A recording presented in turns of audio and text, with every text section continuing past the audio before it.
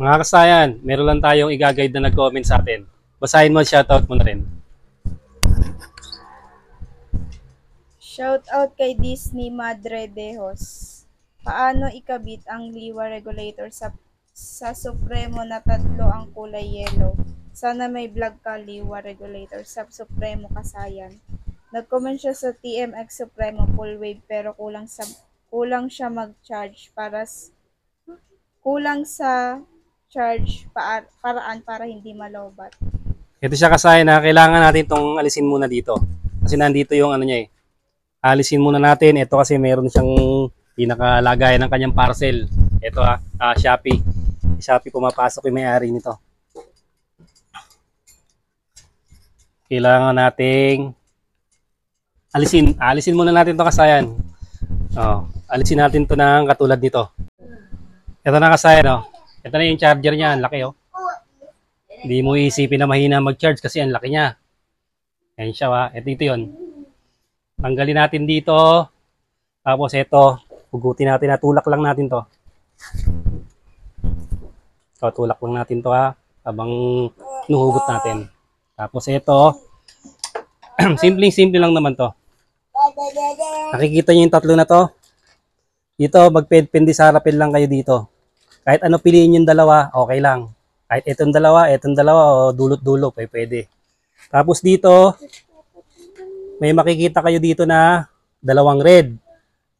Yung isang wire, dalawang red yun Tapos yung isa naman, red din. Para malaman nyo kung alin yung positive. Yung positive dyan, yung dalawang red. Yung dalawang red ang positive lagay nyo to sa ground. Yung ating test light. Tapos tusukin nyo. Yan. Umilaw siya. Tapos, ito, dapat hindi to iilaw. Iilaw lang to pag nakabukas yung susian kasi accessory wire siya. Open mo yung susian.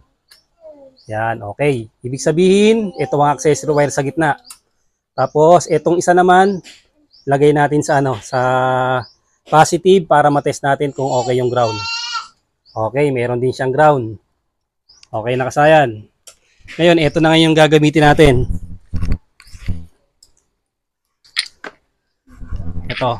May iba't ibang store tayo na kinuhanan. Ito yung mga binigay sa atin. Ito siya May video na rin tayo kung paano malalaman kung yung original at yung localist. Ito yung original. Pero ito may pinadala sa atin, kamukha ng original, pero may nakalagay na made in China na maliit. Ayan siya Ito. Ayan siya kasayan UI6, ito yung original. Ito maganda rin daw to mag-charge hanggang ano rin daw to 14.9. Hindi lang niya binanggit sa sa comment niya kung anong motor pero hanggang 14.9 ito. Ito mababa to mag-charge ito may vlog na tayo kasi nito Pwede rin naman 14.4. Ito siya. Ito yung gagawin natin. Gagamitin natin yung original Okay.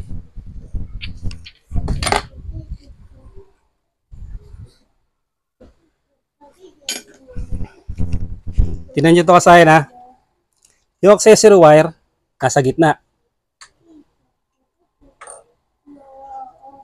Ayan tingnan nyo Ito yung yung negative. Okay, parehas. Accessory wire. Ito parehas. Okay. Tapos yung white wire, ito yung charging niya. Ang gagawin natin dito ay pagbabaliktarin natin to. Etong puti na to, ilalagay natin sa red. Etong red na to, mapupunta sa puti para tumapat sa red. Yan siya kasayan Etong puti na to, tatapat natin sa ilalagay natin sa isang yellow sa ibaba. Kung gusto nyo naman, ilagay nyo sa yellow sa gitna. Basta kahit alin dyan. Ilagay nyo kasayan. Ilagay nyo lang siya Ganito yung gagawin natin Pagpalitin natin, etong puti at saka etong red, magiging magkatapat na katulad nito. Ayan siya kasayan Magkatapat na. Red live, accessory wire, negative, tapos yung yellow at saka yung white. Yung yellow sa yellow, white sa yellow. Yung gitna, bakante. Magkatapat na siya kasayan ha. Pero bago nyo siya ibalik, kailangan pala pakita ko din sa inyo para siguradong maiano nyo.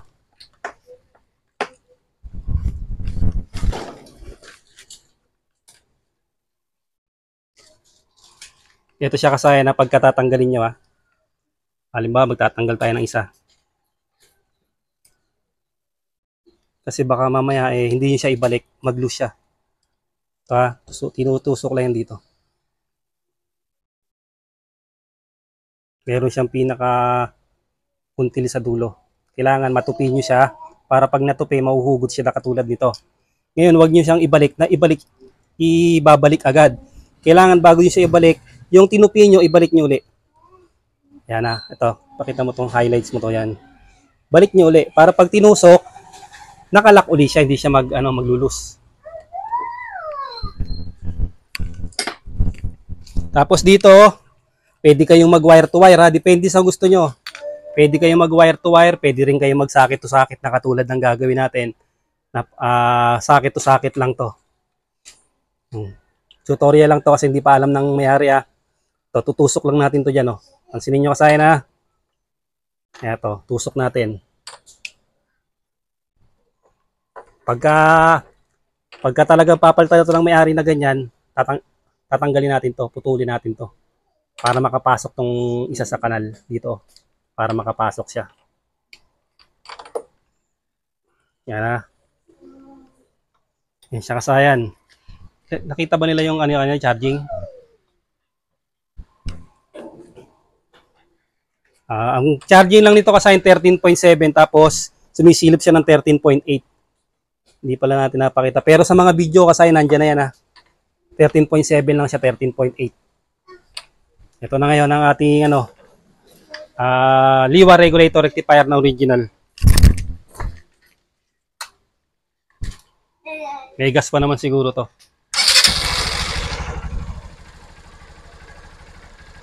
Tignan nyo kasayan kung magbabago ba.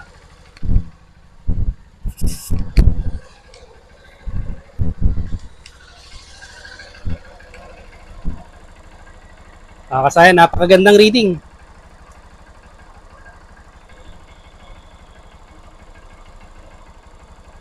$13.7 lang to kasayan na 13.8. Ito yung charger niya.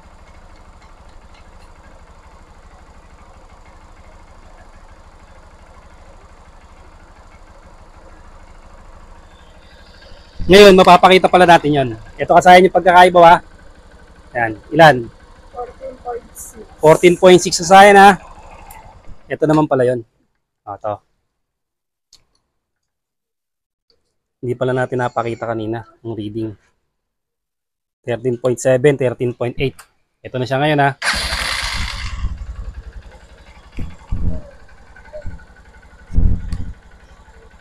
$13.6, 13.7. Ayan. Yan siya kadalasan. Tapos, naglalaro siya ng 13.8. Pipitik-pitik siya ng 13.8. Kaya 13.8, babalik sa 13.7. Ito, kitang-kita nyo kasayan yung pagkakaiba ha. O, stock pa to. Tingnan nyo, ito yung tatak niya. No? Stock na stock tong natin ha. Stock yung niya, ito tatak niya. Yan. Stock yung kasayan ha. Kahit revolution pa natin yan. Yung sakit niya. Okay, tutok.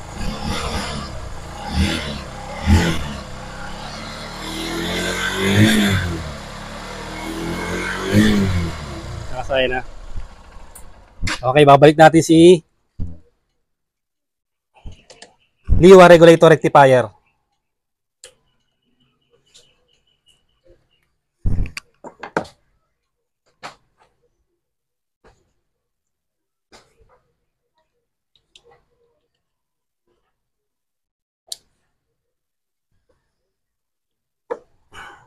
Pagka nagaganto ako sa ito, ginagamit ko ganto.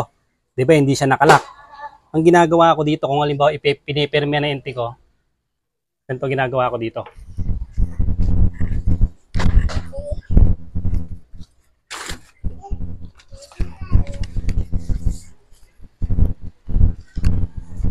Sinisigurado ko na hindi siya maglulus Ito siya kasaya, no?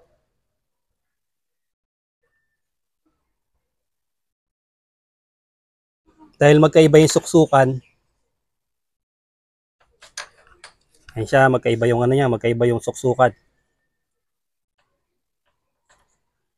Para siguradong hindi kakawala. Ang ginagawa ko dati pag nagpo-full wave ako eh. Lalo yung binibili ko sa auto supply, walang lock. Pero mahigpit naman. Tapos lalagyan ko niyan, dalawa, kabilaan. Siguradong hindi siya luluwag. Reading natin ha. Ngayon dapat hindi siya lumampas ng 16 pataas ha. Pag lumampas ng 16 pataas, pangit din yun.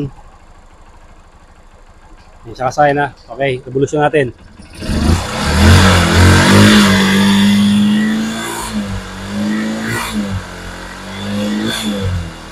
Nagpo 14.7 pa.